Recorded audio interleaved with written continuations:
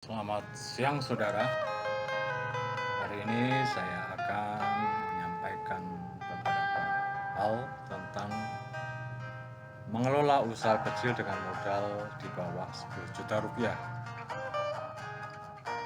Mengelola usaha kecil membutuhkan strategi yang matang dan utamanya harus fokus. Pilihlah usaha yang sesuai dengan kebutuhan pasar di lingkungan tempat saudara semua, misalnya kios ataupun jualan makanan atau kuliner atau jualan yang lain, dan harus memastikan bahwa akan ada pelanggan atau ada yang mau beli di tempat saudara.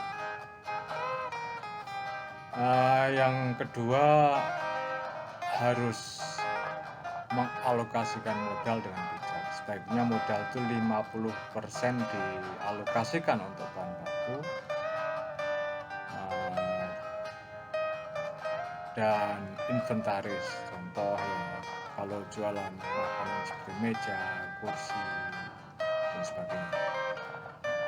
Kemudian 30% untuk pemasaran, ataupun bisa disimpan dulu karena untuk pemasaran bisa secara alami.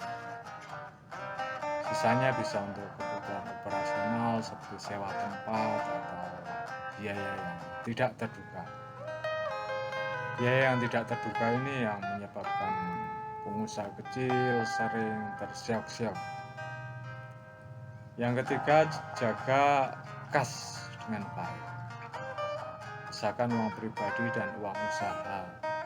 Kalau bisa harus ada simbiosis mutualisme, saling menguntungkan atau komplementer, saling melengkapi. Contohnya seorang ibu rumah tangga bisa jualan makanan sedangkan suami bisa bekerja atau apapun yang bisa menghasilkan.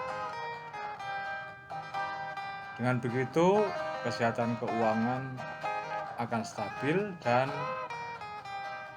nantinya akan bisa mengembangkan usaha. Yang lainnya terus berinovasi, artinya menemukan hal-hal yang baru yang bisa mendukung kemajuan usaha. Contoh usaha kuliner, bagaimana cara membuat kuliner lebih enak, mungkin dari sausnya, dari sambelnya, maka perlu uji coba. Tentu saja uji coba ini tidak memerlukan pembiayaan yang tinggi. Usahakan waktu buka misalnya jam 8, konsisten jam 8 tetap buka. Tutup misalnya jam 9 malam, harus tetap disiplin. Yang perlu dicatat untuk usaha kecil, jangan banyak keinginan untuk membeli ini dan itu.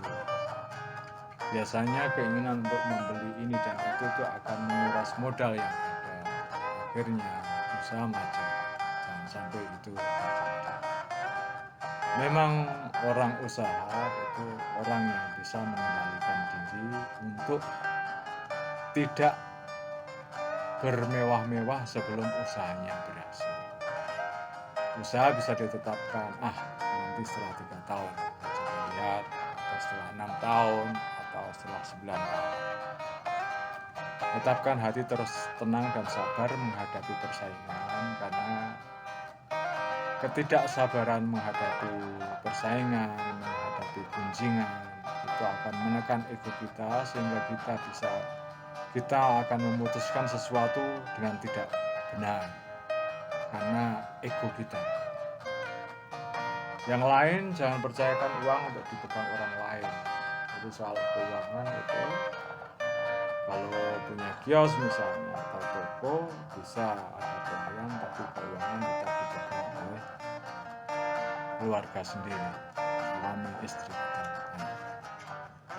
Yang lain, jangan memberi bon kecuali beras, itu pun dalam jumlah tidak sampai 5 kilo, bisa 2 kilo, bisa 3 kilo beras, karena orang yang hutang beras ini memang biasanya tidak ada sama sekali.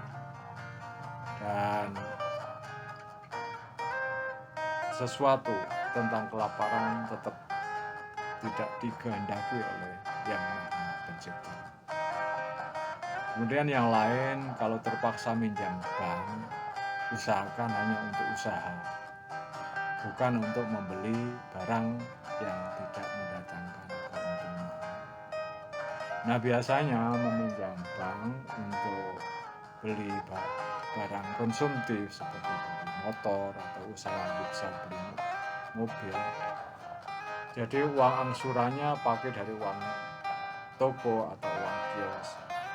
Tetap diperbolehkan, tapi hendaknya diperhatikan bahwa hal yang utama toko, kios atau usaha harus tetap jalan.